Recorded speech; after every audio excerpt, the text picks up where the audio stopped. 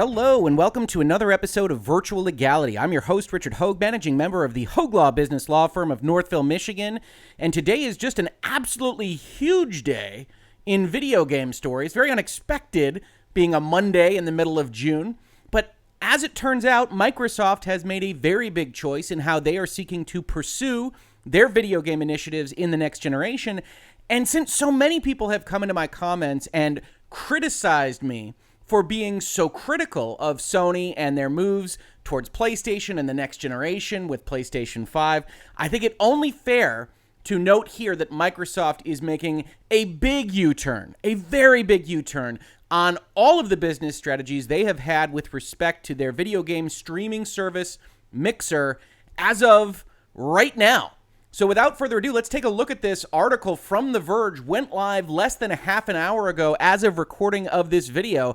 Microsoft is shutting down Mixer and partnering with Facebook Gaming with the subheading, "It's a strategic move for the future of xCloud." Now, if you aren't familiar with xCloud, that is Microsoft's nascent, upcoming streaming video game service that you'll be able to play Xbox games, Microsoft games on various devices, just like Google Stadia, but hopefully with a little bit more market penetration. Certainly, hopefully, if you've got stock in or are otherwise employed by Microsoft.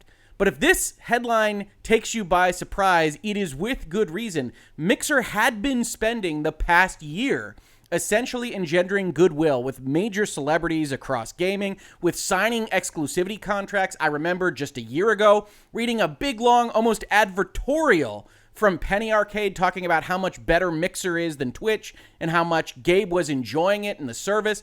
Not even a year ago, you had Mixer spending purportedly between $20 and $30 million to sign Ninja away from Twitch on an exclusivity contract.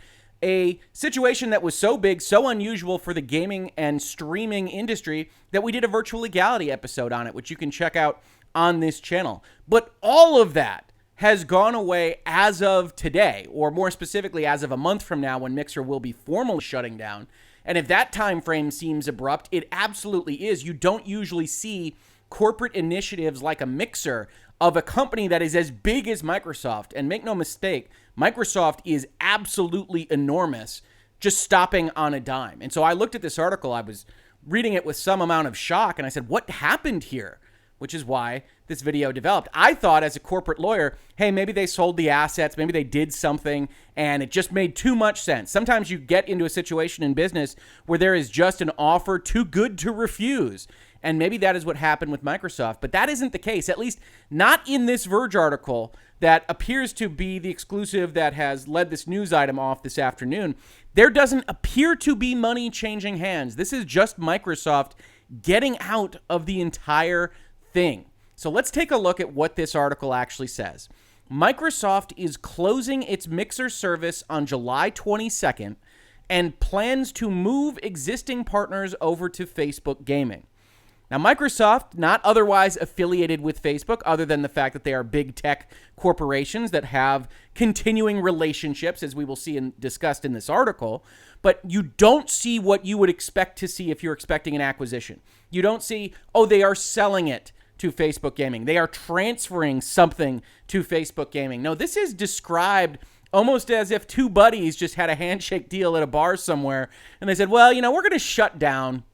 We don't want to be seen as the bad guys. This is a little bit like a law firm shutting down, honestly. We have these clients, we have these customers, we have these relationships that are affiliated with us, and we really don't want the news article to be Mixer shuts down, everybody's left on their own. So what we want to say in an article like this one in The Verge, if we're Microsoft, is we are shutting down, we're getting rid of the whole thing, we don't have assets to sell, apparently, which we'll talk about as well, but we want to make sure our people are taken care of, so they plan to quote-unquote move existing partners over to Facebook Gaming, but as we'll see in this article, it's not really all that simple. The surprise announcement means that Mixer partners and streamers will be transitioned to Facebook Gaming starting today, and Microsoft will no longer operate Mixer as a service in 1 month's time. Microsoft has struggled to reach the scale needed for Mixer to compete with Twitch, YouTube, and even Facebook Gaming, which has led to today's decision. And here's the quote from Phil Spencer. "We started pretty far behind in terms of where Mixer's monthly active viewers were compared to some of the big players out there. Now, if you're reading this, you should read that as, we gave up. We had a big boulder to push up this hill, and yep, Twitch got an advantage, then Twitch got Amazon money, and even Facebook has Facebook money. All these big companies had this, and yes, we're a big company, but we didn't have our heart in it. And when we do videos in Virtual Legality where people come into my comments and say, hey, aren't you cynical when you talk about something like Google and Stadia and their history of dropping things? You should think of articles like this one. There is nothing wrong with Microsoft making this decision. For every decision that a corporation makes, it has to have a return on investment. That is what they are seeking. But when you are starting to advocate for a particular product or service of a company that you just love, you should always be looking at it with, what happens if this isn't as gangbusters as they think it will be?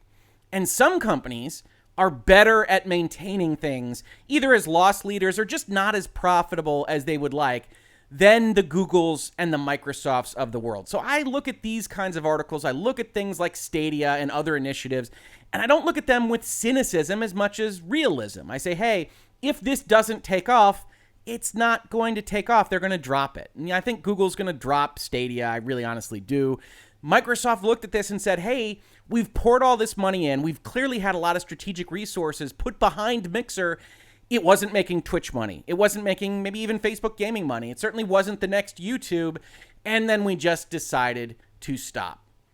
Continuing with the quote, I think the Mixer community is really going to benefit from the broad audience that Facebook has through their properties and the abilities to reach gamers in a very seamless way through the social platform Facebook has, which Mixer never really claimed to be. Mixer wasn't a Facebook analog. It wasn't a social platform of that stripe. It was a Twitch analog. So if you are a Mixer partner or you're somebody that has devoted a lot of your time and attention to Mixer, it might very well be the fact that you don't want to be a part of Facebook gaming. And Microsoft has tried to present this as a soft landing pad for you. But if you are watching this video in Virtual Legality, probably you have some relationship with Mixer, and you are thinking about the fact that this isn't necessarily something that you wanted to do. Facebook gaming is, above all else, a part of Facebook, and certainly Facebook has had its own trials and tribulations with congressional testimony and data privacy and a whole host of other issues. So if you didn't want to be affiliated with Facebook, this probably isn't going to work for you. But as we get later on in the article, you'll also see that Microsoft didn't tie anybody to their platform.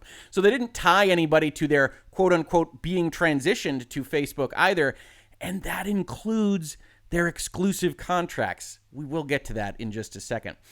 Microsoft is partnering with Facebook to transition existing Mixer viewers and streamers over to Facebook gaming in the coming weeks. Good luck transitioning existing viewers, by the way. The viewers are going to do what the viewers want to do. On July 22nd, all Mixer sites and apps will automatically redirect to Facebook gaming. Now, as a corporate lawyer, that's one of those things that jumps out with a flag. You say, oh, Microsoft is going to use their domains, use their roadmap to redirect to an ostensible partial competitor with what they do in big tech. Now, they're also a partner, and that's what we will see is being done here in this article, but that's very interesting. This suggests that there is at bare minimum some kind of partnership agreement where rights and obligations are exchanged, maybe not dollars. There's no reference to dollars here, but then when you read this, you say, okay, there's probably some kind of quid pro quo. That's normal. That's what a contract is. In fact, you can't have a contract without a quid pro quo. Now, we call that consideration because lawyers like magic language that maybe other people can't understand, but consideration is necessary for a contract to exist, and you have to have a contract existing to be able to hold different entities to their various rights and obligations. So this means, as the subheading to this article suggested, that Facebook is giving something back to Microsoft in exchange for this kind of behavior. Existing Mixer partners will be granted partner status with Facebook Gaming. So Microsoft negotiated that in advance. They say, hey, if they're already a partner with us, we vetted them. Do you trust us, Facebook? And you'll give them that status. And Facebook said, yes, we will. We trust your process, whatever you did for the past number of years. So you will automatically be a partner in Facebook Gaming. And any streamers using the Mixer monetization program will be granted eligibility for Facebook's Level Up program. Now, I point out the word eligibility because this sentence is written for somebody just reading it to understand if they're a Mixer partner, then they will be a Facebook Level Up program partner. It doesn't actually fully say that. When you've got a word like eligibility, it means something like, we will consider having you in the program. And if there's something that pops up that we don't like in our rules that maybe Microsoft was otherwise okay with, we are reserving the right to say no. And so there's a lot of muddled language here. It's not very useful for the actual Mixer partners. If you could get to see the actual Microsoft Facebook agreement on this, you might be able to get some comfort or not, but we're never going to see that. That's not a document that we are going to be able to see in all likelihood.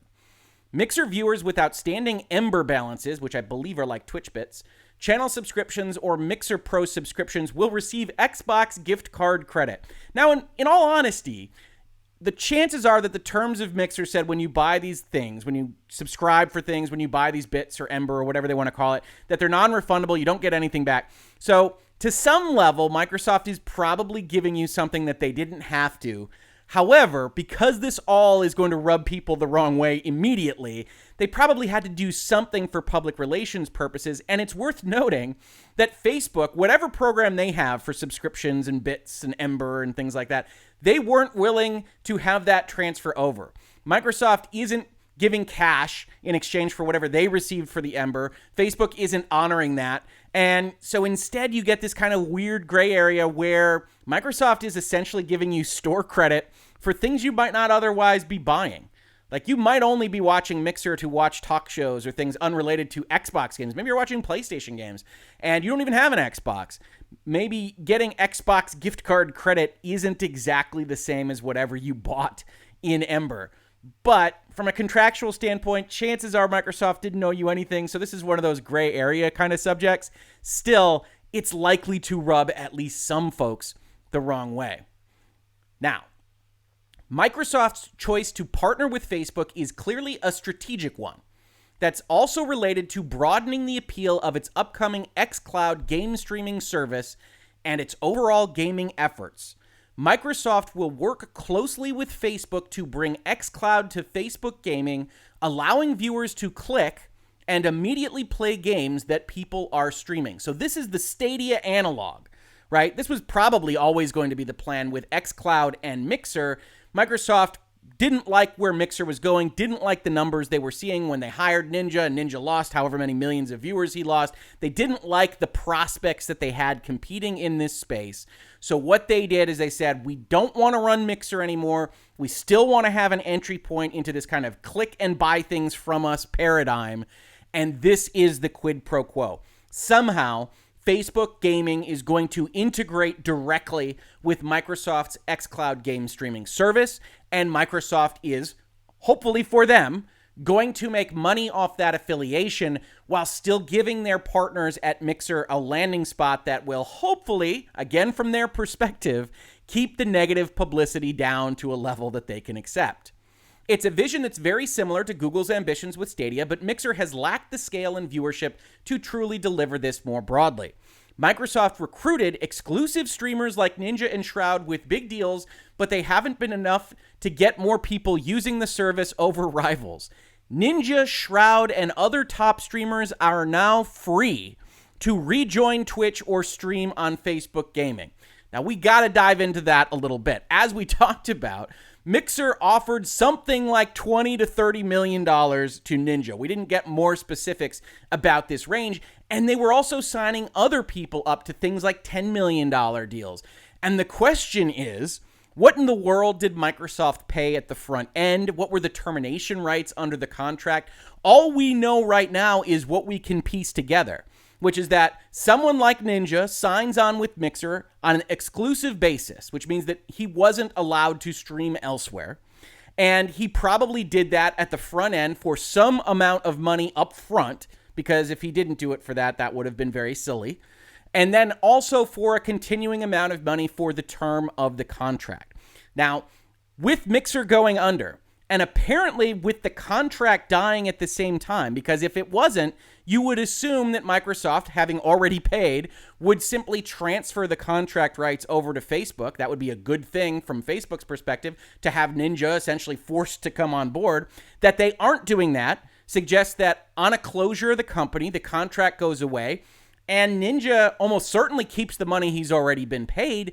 And then what happens to the money he would have been paid? That's an open question. I will be very interested in seeing what he and other exclusive signees to Mixer have to say about this, because while it is potentially good that he can go back to his home base, go back to Twitch, those kinds of places, it is absolutely the case that he has undoubtedly burned some bridges over there, right? And Microsoft entering into one of these contracts on a multi-year basis, making you sign an exclusive deal with them for this huge amount of money that they have promised you, going away within the year that they sign you to that contract, isn't going to engender goodwill among these kind of massive players. And maybe that doesn't matter. Maybe they got enough money up front that they say, fine, this is great. I get to do what I want now, and I don't have to be beholden to the contract. But if they didn't, if Microsoft had negotiated for, you get $2 million up front or some small amount of money, I know, relatively small amount of money, I know. But you get this small amount for the overall contract value up front, and then we're going to tease it out for the rest of the years.